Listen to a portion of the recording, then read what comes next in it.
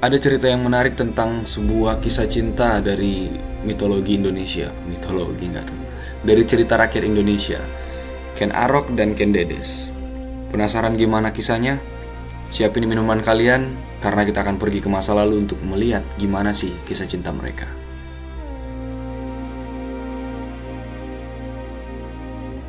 Kisah cinta Ken Arok dan Ken Dedes bermula dari Kerajaan Kediri. Kerajaan Kediri memiliki daerah bawahan yaitu Tumapel. Jadi kita fokus ke Tumapel ya. Ken Arok lahir sebagai putra dari Gajah Para dan ibunya bernama Ken Dok. Nah, saat si Ken Arok masih dalam kandungan, ayahnya itu udah meninggal. Dan setelah lahir pun dia dibuang sama ibunya di tempat pemakaman. Dari awal udah tragis sekali lah si Ken Arok ini. Udah gak punya bapak, dibuang mama, dari anak broken lah. Terus si bayi Ken Arok ini ditemukanlah sama si Lembong. Maaf guys, bukan yang ini. Nah, si Lembong ini pekerjaan aslinya adalah maling, sang pencuri handal lah. Karena kasihan sama si bayi Ken Arok ini, kemudian dibawalah pulang dan diasuh. Waktu Ken Arok sudah mulai beranjak dewasa, dia menjadi berandalan yang seringkali mencuri dan bermain judi. Paket lengkap lah udah nih. Karena dia kalah judi terus, jadi banyaklah hutang dia. Dan ini ngebebani si Lembong, ayah angkatnya yang ngurus dia. Terus si Lembong bilang ke si Ken Arok, "Oh alah Roro, kau tuh selalu membebani aku. Tadi barusan ada yang nyariin kau, katanya kau berutang sama dia. Jadi aku yang bayar nih. Enggak, ini pun enggak sekali dua kali, Rok." Terus si Ken Arok menjawab kan gini, "Ya elah, aku kan gini karena kau juga." Terus si Lembong mikir, "Oh ya juga ya, aku kan maling juga." Terus dibilang si Lembong lah, "Ya udahlah, aku nggak sanggup lagi. Kau carilah kehidupanmu sendiri. Kau juga udah gede, kau bisa cari makan sendiri." Singkat cerita, akhirnya keluarlah si Ken Arok ini dari rumah si Lembong dan dia mulai perjalanannya mengembara. Nah, selama perjalanannya itu, si Ken Arok ketemulah sama si Bango Samparan dan tinggal di rumahnya. Dan ternyata si Kecap Bango Samparan ini adalah penjudi handal juga. Emang kalau circle penjudi ini memang terus ketemu lah ya. Nah, selama si Ken Arok tinggal sama si Bango ini, si Bango kecipratan rezeki lah, karena semenjak ada si Ken Arok, si Bango selalu menang dalam perjudian. Tapi sebaliknya, si Ken Arok mulai nggak betah nih tinggal sama si Bango, karena si Bango sendiri punya banyak keluarga di rumahnya. Mungkin karena banyak bocil-bocil kali, bocil-bocil yang meresahkan di rumah si Bango. Jadi si Ken Arok nggak betah lama-lama di sana. Akhirnya si Ken Arok pergi dari rumah si Bango dan melanjutkan perjalanannya.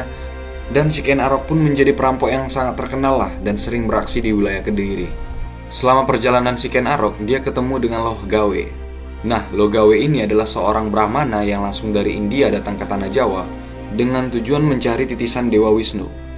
Dan si Loh Gawe bilang ke si Ken Arok, "Hai anak muda, aku ngelihat di dalam dirimu ada Dewa Wisnu, dan aku bisa melihat bahwa kau kelak akan menjadi seorang pemimpin." Si Ken Arok yang masih muda ya percaya-percaya aja lah sama si Loh Gawe ini. Dan akhirnya si Loh Gawe membawa si Ken Arok ke kediaman Tumapel. Nah, masih ingat kan kalau Tumapel ini masih dalam daerah kekuasaan Kediri? Terus mereka berdua, Ken Arok dan Loh Gawe, ketemu Tunggul Ametung yang merupakan sang Akuwu. Nah, Akuwu ini adalah posisi yang setara kalau di zaman sekarang itu dibilang camat lah. Dan si Loh Gawe menawarkan si Ken Arok untuk mengisi posisi-posisi pengawal bagi Tunggul Ametung. Nah, si Tunggul Ametung pun setuju dan si Ken Arok pun jadi pengawal dari Tunggul Ametung. Oke, kita flashback sedikit. Tunggul Ametung memiliki istri yaitu Ken Dedes. Ken Dedes sangat terkenal dengan kecantikannya yang luar biasa. Ken Dedes adalah putri sematawayang seorang pendeta Buddha bernama Empu Purwa yang tinggal di lereng Gunung Kawi, di perbatasan Kabupaten Malang dan Kabupaten Blitar sekarang. Ken Dedes dikenal sebagai simbol kecantikan dan kemuliaan di Kerajaan Kediri. Tapi awalnya Ken Dedes tidak mau menikahi si Tunggul Ametung ini. Dan pada waktu itu pula ayahnya Ken Dedes, Empu Purwa, sedang tidak berada di rumah. Nah, karena si Tunggul Ametung ini udah nafsunya udah di puncak mungkin ya. Jadi dia menculiklah si Ken Dedes, dan Ken Dedes terpaksa mengiyakan pernikahan dengan Tunggul Ametung. Sang ayah Empu Purwa ngelihat kondisi ini tidak senang, dan hal ini ngebuat dia bersumpah bagi siapa saja yang menculik putrinya akan mati dengan tikaman keris di tubuhnya. Nah, kita lanjut ke si Ken Arok yang udah jadi pengawal si Tunggul Ametung. Sewaktu Ken Dedes turun dari kereta kerajaan, angin bertiup kencang dan menyingkap bagian bawah kainnya. Saat itu Ken Arok yang bertugas mengawal kereta Ken Dedes sempat ngelihat bagian selangkangan antara dua paha Ken Dedes yang konon katanya berkilau layaknya sinar. Waduh, ngeri juga ya.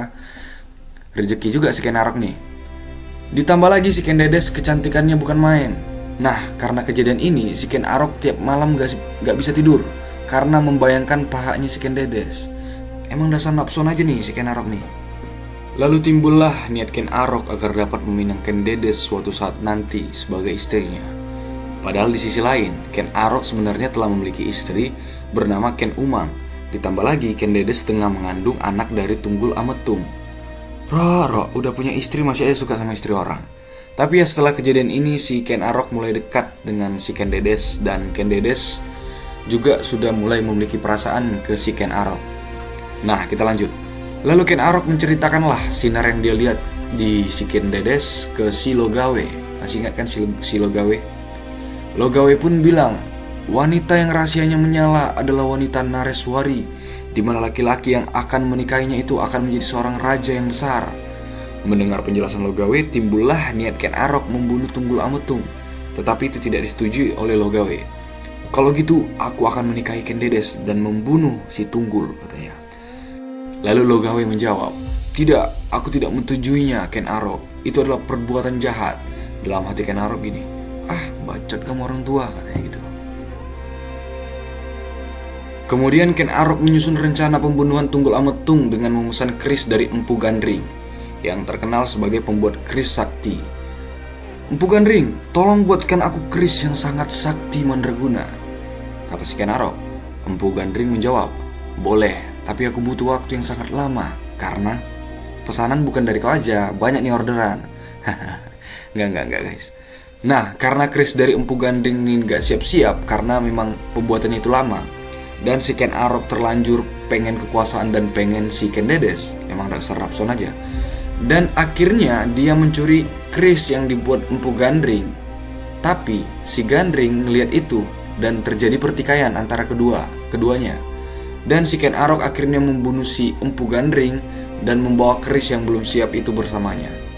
Terus si Ken Arok ngasih keris yang dia curi dan yang belum siap dari Empu Gandring ke si Kebo Ijo.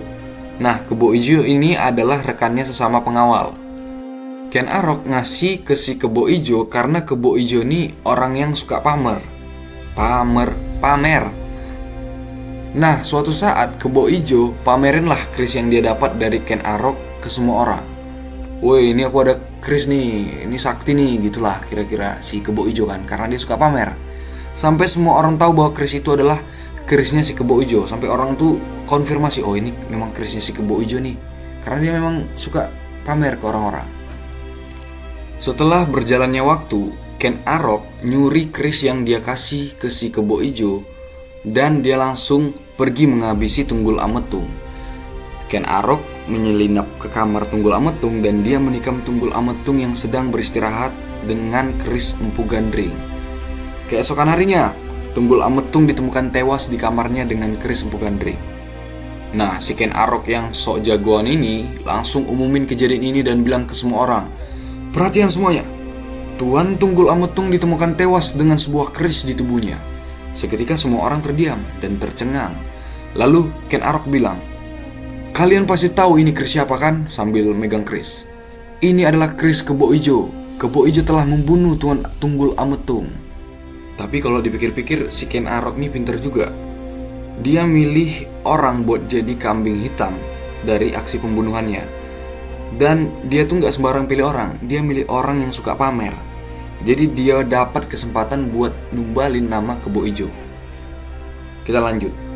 Tapi Kebo Ijo gak diam dong. Dia langsung menyangkal pernyataan yang dikatakan oleh Ken Arok. Tidak, semua itu tidak benar. Aku tidak pernah membunuh Tuan Tunggul Ametung. Itu memang kerisku, tapi bukan aku yang membunuhnya. Tiba-tiba seorang wanita bilang, itu memang perbuatan Kebo Ijo. Aku melihatnya secara langsung. Siapa wanita itu? Yap, benar. Itu adalah Ken Dedes. Dia telah sepakat dengan Ken Arok untuk membunuh Tunggul Ametung. Singkatnya, Kebo Ijo langsung dijatuhi hukuman. Kayaknya sih hukuman mati lah. Nggak mungkin kan di penjara. Udah membunuh seorang seorang camat pada saat itu. Setelah kejadian ini, singkatnya Ken Arok menjadi Akuwu atau camat, menggantikan Tunggul Ametung yang telah tewas. Dan Ken Arok pun menikahi Ken Dedes. pernikahan Ken Arok dan Ken Dedes melahirkan anak-anak mereka, yaitu Mahesa Wong Ateleng, Apanji Saprang, Akniphaya, serta Dewi Rimbu. Dan anak dari Ken Dedes bersama Tunggul Ametung sebelumnya itu bernama Anusapati. Nah, karena Ken Arok masih haus akan kekuasaan, dia memutuskan untuk menyerang Kediri. Masih ingat kan, Tumapel masih di bawah kerajaan Kediri? Kerajaan Kediri saat itu masih dipimpin oleh Raja Kertajaya. Akhirnya, Ken Arok berhasil menaklukkan Kediri dan menjadi raja di Kediri bersama dengan Ken Dedes, si istri orang ini. Ken Arok mati dibunuh oleh Anusapati, anak Tunggul Ametung dan Ken Dedes pada tahun 1247 Masehi. Dia dibunuh sama anak tirinya sendiri. Anusapati membalaskan dendam ayah kandungnya dengan membunuh Ken Arok dengan keris Empu Gandring. Keris yang sama, keris dibalas keris. Jenazah Ken Arok diyakini disemayamkan di Candi Kagenengan, Malang, Jawa Timur. Tamat.